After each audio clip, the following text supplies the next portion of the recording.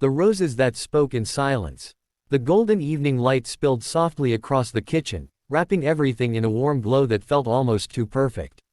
The faint hum of the extractor fan and the distant ticking of the wall clock were the only sounds breaking the stillness. It was the kind of silence that didn't comfort, it pressed down, heavy and watchful. She stood near the counter, her fingers gently wrapped around a bouquet of deep red roses. Their petals were soft, flawless, almost unreal. She brought them closer, inhaling their sweet fragrance as if trying to lose herself in it. But her eyes told a different story, one of doubt, hesitation, and something deeper she couldn't quite name. Behind her, he stood still, watching. His presence filled the room like a shadow stretching across the floor. Dressed sharply in black, he looked calm on the surface, but his eyes were anything but. They followed her every movement, sharp and searching, as if trying to read thoughts she hadn't spoken. "You like them?" he finally asked, his voice low and controlled. She nodded slightly without turning around. "They're beautiful." But her grip tightened just a little around the stems. He took a step forward. The soft sound of his shoes against the floor echoed louder than it should have. "I thought you deserved something special." She swallowed, forcing a faint smile. "Thank you." The words felt rehearsed, like lines she had practiced too many times. For a moment, neither of them spoke. The air between them grew thick, tangled with unspoken questions and unfinished truths. Outside, the fading sunlight painted long shadows across the walls, shadows that seemed to stretch toward her, almost like they were reaching. "Strange," he said suddenly. She stiffened slightly. "What is?" He tilted his head, studying her. "You used to love roses.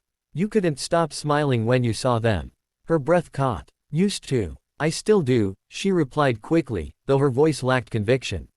He didn't respond immediately. Instead, he moved closer, too close, until he was just a few steps behind her. She could feel his presence now, heavy and unavoidable, like a storm about to break. "Then why," he murmured, "do you look like they scare you?" Her heart began to race. The roses trembled slightly in her hands. "I'm just tired," she said, almost whispering. "It's been a long day." But even as she spoke, her eyes drifted toward the window. The fading light, the reflection in the glass, and something else. A memory, perhaps, or a realization she wasn't ready to face. Because the roses, they weren't just roses. She knew them. The exact shade. The perfect arrangement. Even the faint ribbon tied around the stems. It was identical. Her mind flashed back to a moment she had tried so hard to forget. A day filled with the same flowers, the same scent, and a silence far more terrifying than this one. Her fingers tightened, almost crushing the delicate petals. "How did you get these?" she asked suddenly, her voice sharper now. A pause. Just a second too long. "I ordered them," he replied casually. "Why?" She slowly turned to face him. Her eyes searched his face, looking for something, anything, that would calm the storm rising inside her. But his expression remained unreadable. Too perfect. Too controlled. "They look exactly like," she began, but the words caught in her throat. "Like what?" he pressed, stepping even closer. Her lips parted, but no sound came out. Because deep down, she already knew the answer. And the truth was far more dangerous than she was ready to admit. The room seemed to shrink around them, the warm light now feeling suffocating instead of comforting. The roses, once beautiful, now felt like a warning, or maybe a reminder. Of something she should never have ignored. "I think," she whispered, her voice trembling, "there's something you're not telling me." For the first time, a faint smile touched his lips. Not warm, not kind, something else, something colder. "Maybe," he said quietly, "there's something you're not remembering." Her heart stopped. And in that moment, the roses slipped slightly in her grasp, a single petal falling to the floor like a drop of blood. The silence returned. But this time, it wasn't empty. It was waiting. The memory beneath the petals. The petal hit the floor so softly, it should have gone unnoticed. But in that silence, it sounded deafening. Her eyes dropped to it instantly, the deep red against the pale tile, like a stain that didn't belong. Something about it made her chest tighten, her breath shallow and uneven. He didn't move, didn't blink, just watched her. "You're shaking," he said quietly. "I'm fine," she replied too quickly, stepping back, clutching the bouquet closer as if it could protect her instead of haunt her. But her mind was no longer in that kitchen. It had begun to slip, backward. A flicker of memory. The same roses. The same color. The same ribbon. Her heartbeat pounded louder in her ears. No, she whispered, almost to herself. He took another step forward. What is it you think you remember? She shook her head, backing away until her hip hit the edge of the counter. Nothing. It's nothing. But it wasn't nothing. It was a door. And it was opening. Her eyes drifted again, this time not to the window, but to the corner of the kitchen. The shadows there felt darker now, heavier, like they were hiding something. Or someone. I've seen these before, she said, her voice trembling despite her effort to steady it. His expression didn't change, but his eyes sharpened. Of course you have. They're roses. No, she snapped, louder now. Not just roses. These exact ones. A long pause. Then he exhaled slowly, almost like he had been waiting for this moment. Go on, he said. Her grip tightened on the stems, thorns pressing into her skin. She didn't even flinch. They were here, she continued, her voice unsteady. In this kitchen. He said nothing. There was. She closed her eyes, trying to force the memory into clarity. There was blood. The word hung in the air like a curse. For a second, even the clock seemed to stop ticking. When she opened her eyes again, she expected denial. Confusion. Anything normal. But he was still calm. Too calm. Is that what you remember? He asked. Her stomach twisted. You're not even going to ask what I mean. I already know what you mean. Her breath caught. A cold wave ran through her body, settling deep in her bones. Then say it, she demanded, her voice barely holding together. He studied her face, as if deciding how much she could handle. Then, slowly, he spoke. You dropped them, he said. Her mind went blank. What? The roses, he continued, his tone steady. They slipped from your hands. Just like now. Her gaze darted to the bouquet she still held, as if expecting it to fall again. No, she whispered. There was an argument, he went on. You were upset. You said things you didn't mean. Her heart raced faster. Stop. You told me you were leaving. Stop, she shouted, her voice echoing off the walls. But he didn't. And then you saw it. Her entire body froze. Saw? What? His eyes locked onto hers, unblinking. You saw what was on the floor. Her breath hitched violently. Images began flashing, quick, broken, incomplete. A shattered glass. A dark stain spreading. Her own reflection trembling. No, she murmured, shaking her head. Yes, he said softly. The room felt like it was spinning now, the walls closing in, the light fading into something darker, colder. I didn't, she began, but the words collapsed under the weight of her fear. He took one final step forward, now standing right in front of her. So tell me, he said, his voice almost a whisper. What do you remember about that night? The roses slipped again. This time, she didn't catch them. They fell to the floor, petals scattering, stems hitting hard. And with them, the memory broke through. Her knees weakened as a sharp gasp escaped her lips. Because she remembered one thing clearly now. Not the argument, not the blood, but the feeling. The moment she realized, she wasn't alone in the kitchen. And whoever was there, wasn't supposed to be. The shadow that shouldn't exist. The moment the roses hit the floor, something inside her shattered. Not gently, not slowly, completely. Her breath came in sharp, uneven gasps as she stumbled back, her eyes wide with a terror she could no longer hide.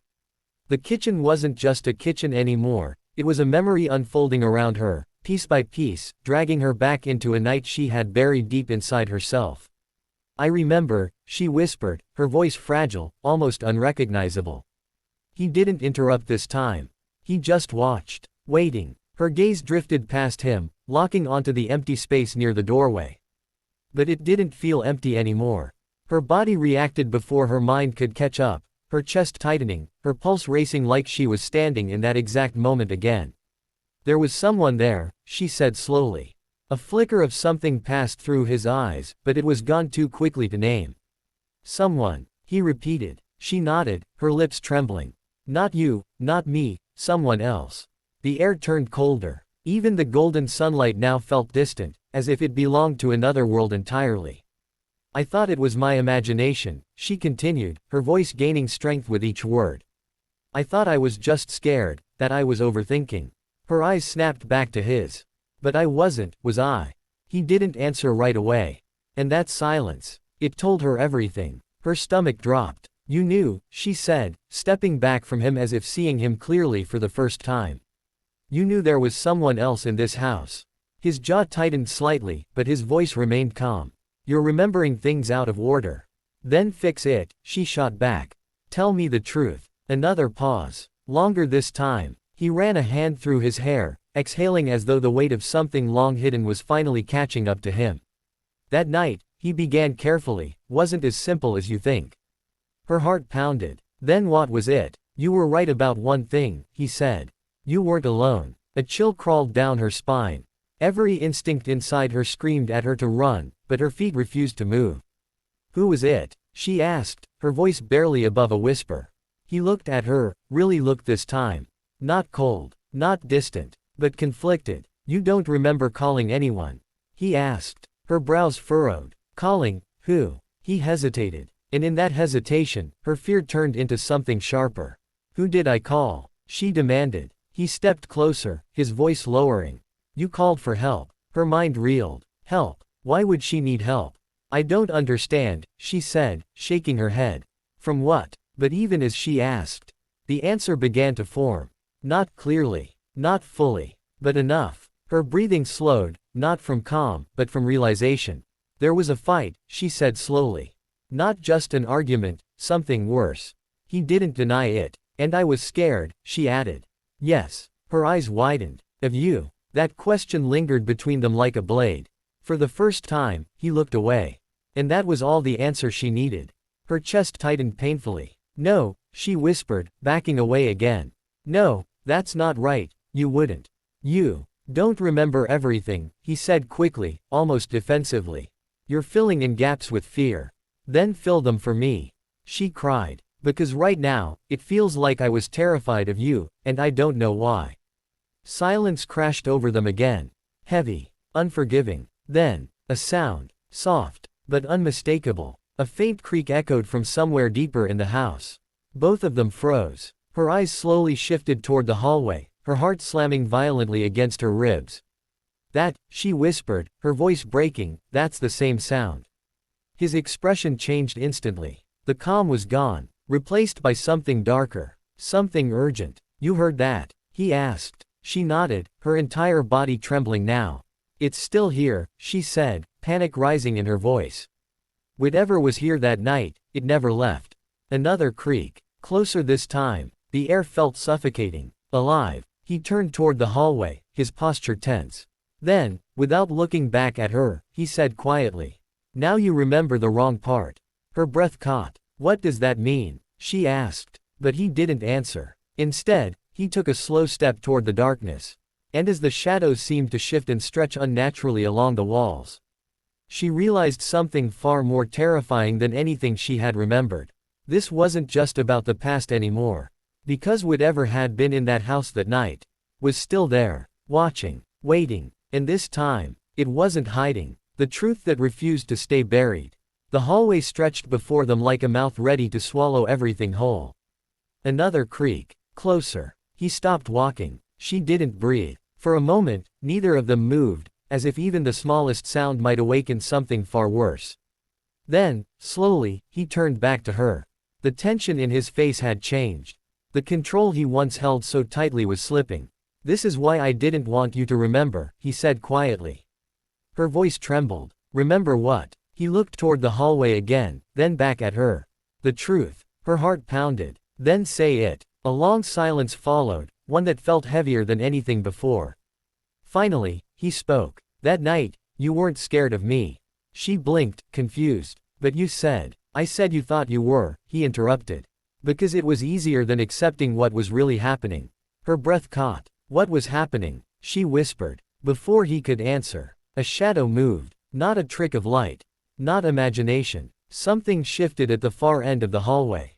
She saw it, clearly. A figure, tall, still, barely human in shape, but wrong.